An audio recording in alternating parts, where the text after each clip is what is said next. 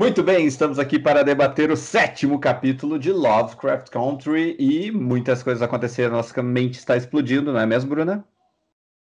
Totalmente explodindo, assim, ó, a cada minuto. Então, já assina o canal, aciona o sininho, porque nós vamos adentrar na treta. Esse episódio, Robson, muito inesperado, de uma forma muito positiva, né? A gente falou aqui no último review aqui que a gente sabia que esse episódio ia ser mais centrado na Hippolyta, na Hipólita. Hipólita. Hippolyta. E tava com medo que fosse um episódio de muita completa inserção novamente ali, que nem o que a gente teve no episódio anterior lá na Coreia, né?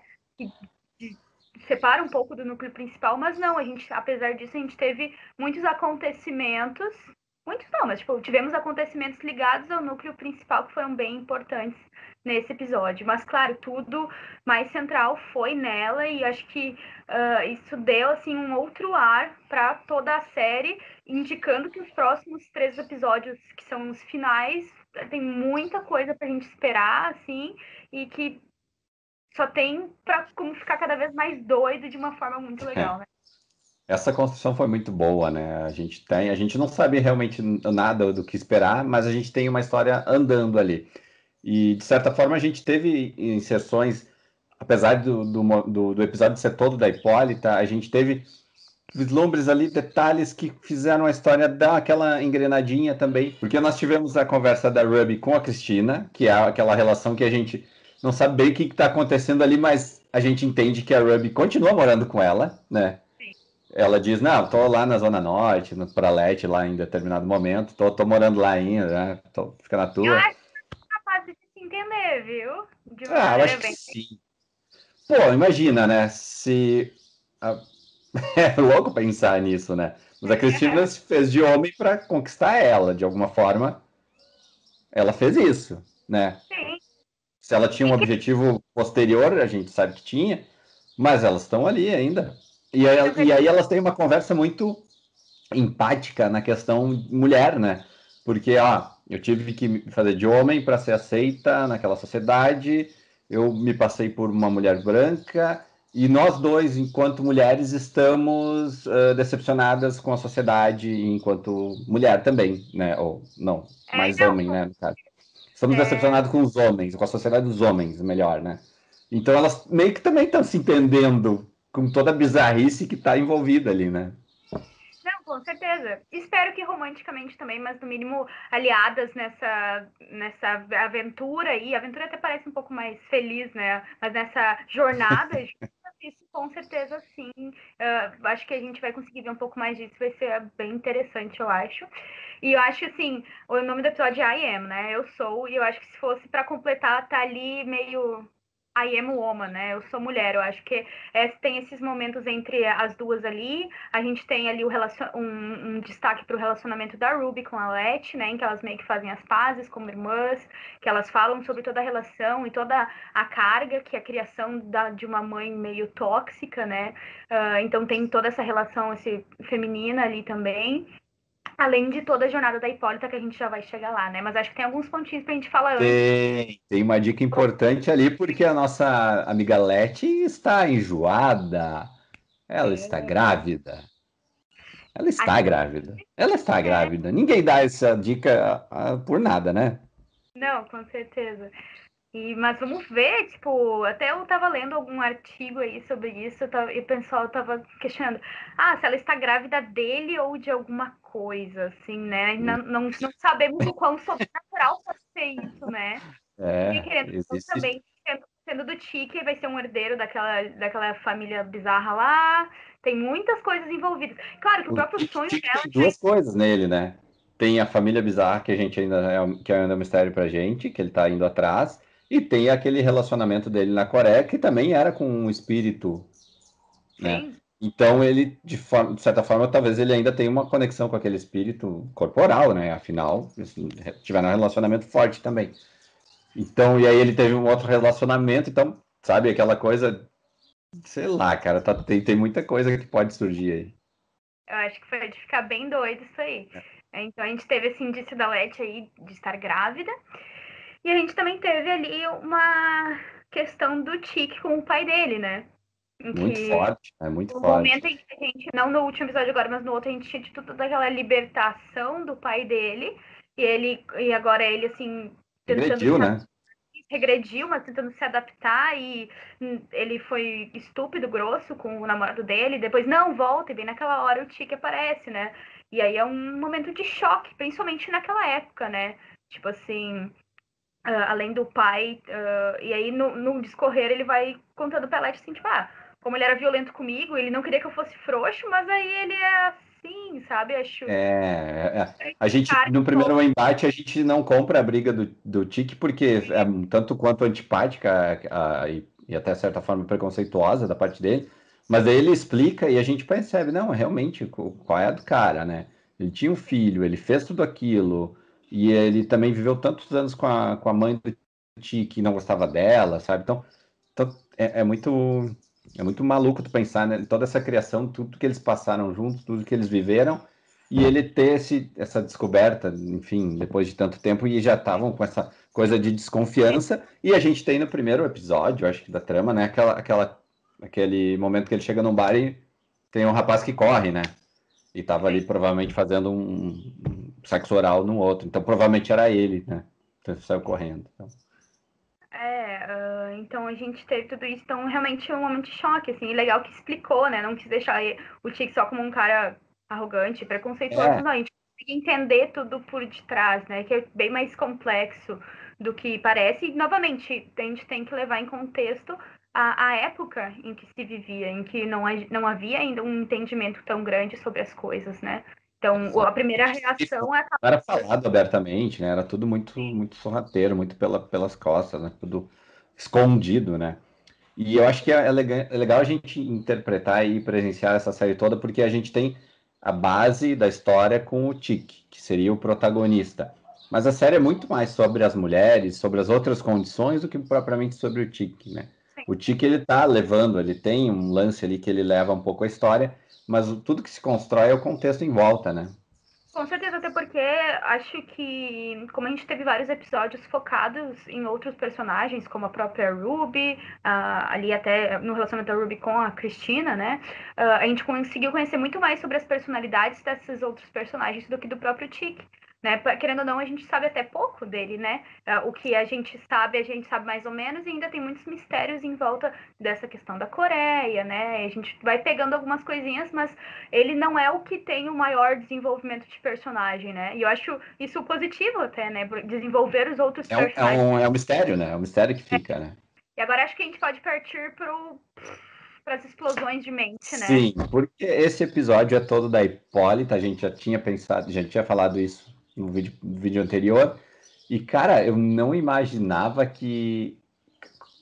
Não imaginava, é meio chovendo molhado nesses vídeos que a gente tem feito aqui, né? Porque a gente nunca sabe o que vai acontecer. Mas, cara, eles foram para um terror cósmico, eles foram para uma ficção científica que ficou lindo, e a gente chegou a malhar os efeitos visuais nos vídeos anteriores, recuperou no episódio anterior, recuperou nesse aqui lindamente, porque que visual incrível, que cores incríveis que eles construíram, cenários incríveis, ela viajando naquele lance cósmico, É, sensacional, de verdade, né? para contextualizar, né? Tipo, eu acho que toda a galera que tá aqui acabou assistindo, mas sempre bom comentar. A Hipólita foi atrás de algumas respostas sobre a morte do George, foi até lá a mansão dos caras lá, do primeiro episódio. Porque ela já tinha ido lá uma vez, tentou voltar, retornou, e aí achou umas pistas, né? E aí ficou até naquele quadrinho que o tio Jorge tinha levado, que tinha uma personagem no espaço e tal. Então ela era muito aquela personagem, né? Não, com certeza. E aí ela descobriu uma máquina que não é exatamente uma máquina do tempo. Ela mesma explica pra gente um pouco isso. Honestamente, acho que eu quero assistir esse episódio de novo pra conseguir entender ele um pouco mais. porque a gente vê toda a inteligência dela também no momento em que ela é transportada e ela começa a calcular e pensar, e pegar todos os conhecimentos dela e tentar sair dali e entender o que está acontecendo, né? Então, e é bastante coisa acontecendo de explicar pra gente o que é aquilo ali exatamente, né? O Mas, que nos então... conta para a vida dela, o quanto ela era, de certa forma, abafada, né? No primeiro episódio, a gente tem ela tentando ir na viagem com o tio Jorge, não é para você, não sei o que, ela quer viajar, né? E a gente sabe que ela nomeou um astro, sabe? Ela deu nome a um astro.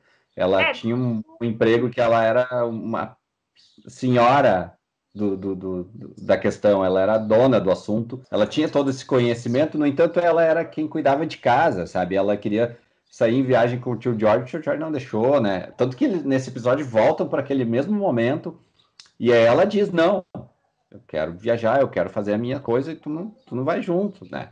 E ele é, reconhece isso. todo esse episódio, a jornada dela, ela tá ali naquela, ela foi meio transportada, né? E aí, diga quem você é e para onde você gostaria de ir. E aí, até não, ela diz, então, eu quero ir para Paris dançar com a Josephine Baker, que era uma dançarina, ativista, né, que é americana, que acabou se fazendo uma carreira na França, né? Mudou para Paris, adotou várias crianças, né? Ela tem uma história bem legal. Bem legal mesmo. Isso é legal, tudo é muito significativo, né? Na série, assim, todas essas referências são bem pensadas e tem um sentido e uma importância para isso, né? É. Então, num dos episódios anteriores, a gente teve ali até uma fala da Judy Garland, né? Todo relacionado ali. No episódio anterior mesmo, ali Sim. na Coreia. E agora a gente tem também um momento de um discurso, que até eu descobri, fui atrás para saber o que era, porque eu sabia que ia ter, só a fala em si era muito tocante, mas eu sabia que tinha um significado maior para aquilo ali. Agora pausa de novo para eu chegar no Pausa dramática. pausa dramática. Sim. Aqui até tô com a minha colinha. Todo esse episódio, na verdade, descobrindo um pouco mais, e toda a série em si, na verdade, trata um pouco sobre o afrofuturismo, né? E aqui a gente tem bastante isso nessas posições em que a Hipólita vai. E o afrofuturismo, então, é tipo situações, histórias em que os negros são protagonistas e, de certa forma, até reinventando a história. E se a África nunca tivesse sido colonizada por brancos, e se não tivesse existido a escravidão, né? Várias questões, assim, permeiam o afrofuturismo e a gente tem um pouco disso nesse episódio. E aí, naquele momento em que ela está lá no espaço, com aquela roupa toda bem anos 50, né? O que era imaginado do futuro e do espaço nos anos 50, aquela astronave bem rústica, né? Aquelas roupas prateadas, assim. Bem Star Trek, né? De visual bem E Star Trek. bem o que era imaginado nos anos 50, né? Sobre o futuro, sobre o espaço, né? Então, e o discurso que a gente tem ali é do Sun Ra, que ele era um artista de jazz, que dizia, inclusive, que ele tinha sido abduzido, uma coisa assim. Outra hora a gente pode falar mais sobre isso, assim. E aí ele tem aquele discurso sobre a questão de, tipo, relacionando, tipo, não, vocês não são daqui, porque senão vocês não iam ter que lutar pelos seus direitos. Vocês não são pessoas, basicamente, né? Tipo, numa relação entre a realidade, a triste realidade da vida e ali o entorno dele, né? Então a gente tem várias dessas situações, assim, tudo é muito significativo, né? E até inclusive ali nessa minha colinha que eu encontrei, que quando ela tá dirigindo, no início do episódio, ela passa por uma mulher negra dirigindo uma De moto. moto. Uhum. Eu achei, tipo, muito legal, mas eu pensei, isso tem que ter um significado, porque é muito aleatório, né? E aí descobri que aquela mulher foi a primeira mulher negra a ter atravessado os Estados Unidos de moto. Então, tipo assim, Que tem essas legal. questões da vida real, né? Assim como o próprio Green Book. Que legal, que legal. E é isso, né? Eles conseguem casar esses discursos. Já fizeram isso, se não foi em todos os episódios, na maioria deles, né? No segundo lá, White is on the Moon. Enquanto as coisas vão sendo construídas, sendo mostradas, a gente tem aquele discurso que casa perfeitamente com o que está acontecendo. E é um discurso da vida real, numa série de ficção de terror cósmico, né? Então, a gente fica assim, como eles conseguiram construir todo esse casamento e ficar orgânico, ficar fluido e fazer muito sentido para a trama e fazer muito sentido para quem assiste, né? Então, cara, incrível, incrível que eles estão contando pra gente em Lovecraft Country. Com certeza. E aí a gente teve todas as descobertas da Hipólita. Isso é até uma coisa que eu queria ter falado antes que me perdi. Aí, quando ela viaja, é muito incrível, é muito legal, porque, como tu falou, ela diz o nome, o que que ela é, quem ela é, né? Então, eu sou Hipólita, e ela vai para a França, ela vai guerrear contra os europeus, ela diz, eu quero matar esses brancos que E em nos cada momento prejudicaram. uma parcela da personalidade dela. E aí, até o momento em que ela volta, como tu falou ali, para aquela cena inicial dela com o George na cama, em que ela diz que a vida toda ela foi se diminuindo, que quando ela e que não é culpa necessariamente dele, né? Que quando eles se conheceram, ela já se sentia diminuída. E eu achei muito bacana como a série faz isso, né? De colocar essas questões, tipo, ao mesmo tempo que ela tá falando com todas as palavras, ela também tá dizendo isso de uma forma meio mascarada ao longo da jornada dela, né? Então traz essas questões que são muito reais para as mulheres, para mulheres negras, principalmente naquela época, mas que é algo muito comum, questão de carreira, de ter que ser mãe, né? E isso é uma São os realidade. carimbinhos que a sociedade já coloca na testa de cada um. Ó, eu vou fazer isso, eu vou fazer isso. E ninguém se questiona, né? Ninguém se questiona. Por que que eu tô fazendo isso? Por que que ela tem que fazer isso? Por que que eu tenho que fazer isso? Então é muito isso, né? É tão automático isso que a gente vai vivendo, vai fazendo e não se questiona sobre isso. Aceitando as repressões, não parando para buscar a própria jornada, né? E às vezes não é só tipo por propósito, porque realmente às vezes tem forças maiores que, poxa, eu sou uma mulher, esse é meu lugar, as caixinhas que colocam, né? E em cada uma das 3 jornadas ali em que ela foi se encontrando um pouco mais. E até uma curiosidade, mais ou menos assim, e que aquela figura em que ela encontra na nave, não sei se é Nossa, uma nave. nave, Incrível é, aquele visual, incrível, incrível. muito, me lembrou a Garnet de Steven Universo. Me lembrou muito a questão meio do uniforme e o cabelo, sabe? Achei fantástico. E nos créditos, pelo que eu vi aqui, é acreditado como Beyond Chest. Beyoncé? Beyoncé. Tipo, é É, Beyoncé. é Aquela Beyoncé, é figura Beyoncé. cósmica de Deus é Beyoncé. E é o Beyonder, né? Que já tem também nos quadrinhos, aquele ser lá dos quadrinhos da Marvel, que é o Beyonder, que é o que ser além, né? Muito bacana, muito bom, muito bom. E no final, assim, eu achei muito interessante, assim, até por questão de mãe, né? Então ela passou por tudo aquilo ali, ela tinha a oportunidade de viver mais 1000 vidas daquelas. E ela abriu mão de certa forma, porque ela sabe que a filha dela precisava dela, sabe? Então, assim, ao mesmo tempo que é um pouco triste, que talvez eu não fosse julgar ela por fazer a outra escolha. Opa, eu puxei meu fone.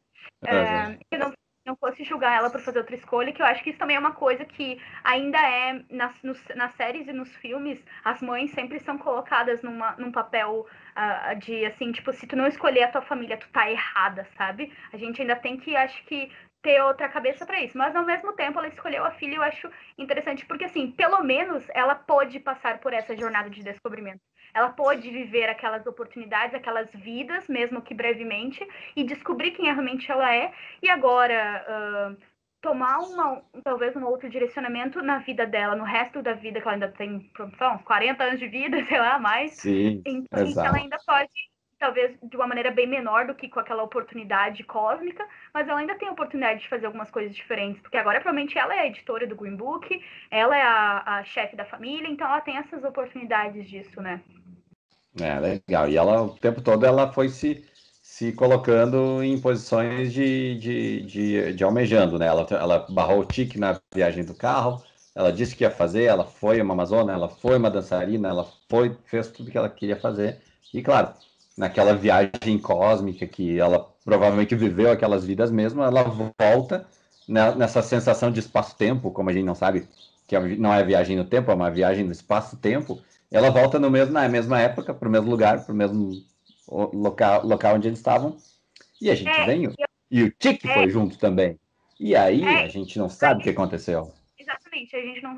Será que vai mostrar a viagem que ele teve, né? Não sabemos. Talvez eu até espero que sim, mas também não quero que isso tome demais do próximo episódio, porque a gente ainda tem muita coisa para resolver. Mas ao mesmo tempo, estava falando aí sobre viagem no tempo ou não tempo. Até a próxima coisa que eu vou falar agora, a gente descobre que na verdade são várias dimensões, é um multiverso que a gente tem aí, né?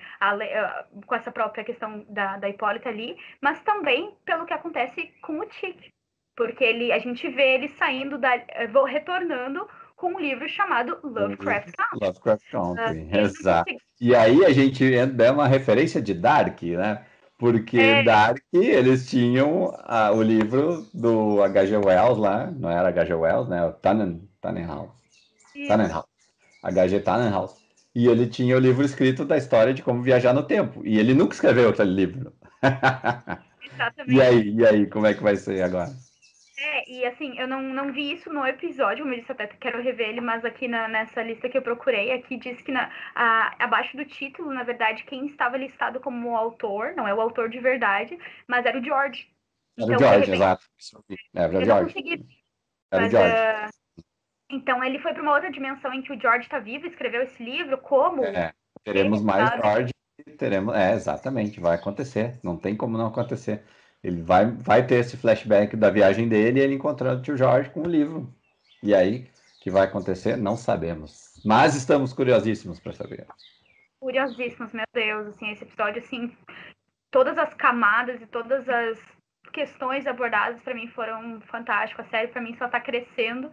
A gente teve vários medos ali no início, né, de que tava tendo um episódio bom. Porque a expectativa alta, o tombo é alto, né? Então eles estão criando uma expectativa alta.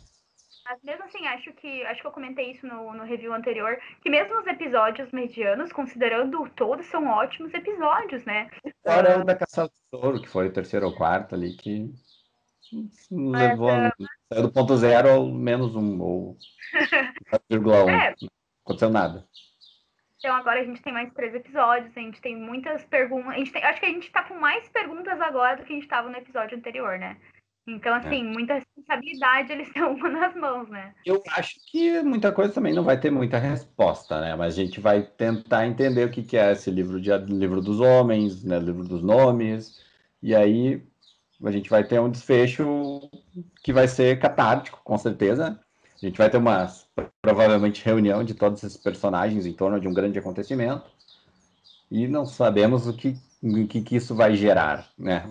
Se vai gerar outro Big Bang, se vai gerar outro universo, né? Enfim.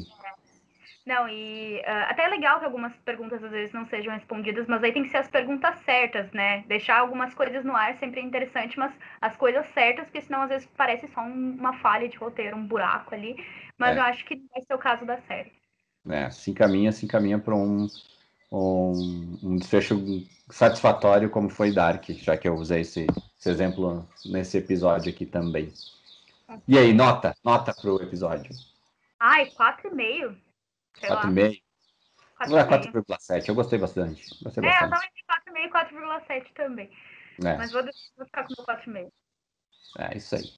E você, que nota deu para esse episódio? Deixa aí nos comentários, assina o canal.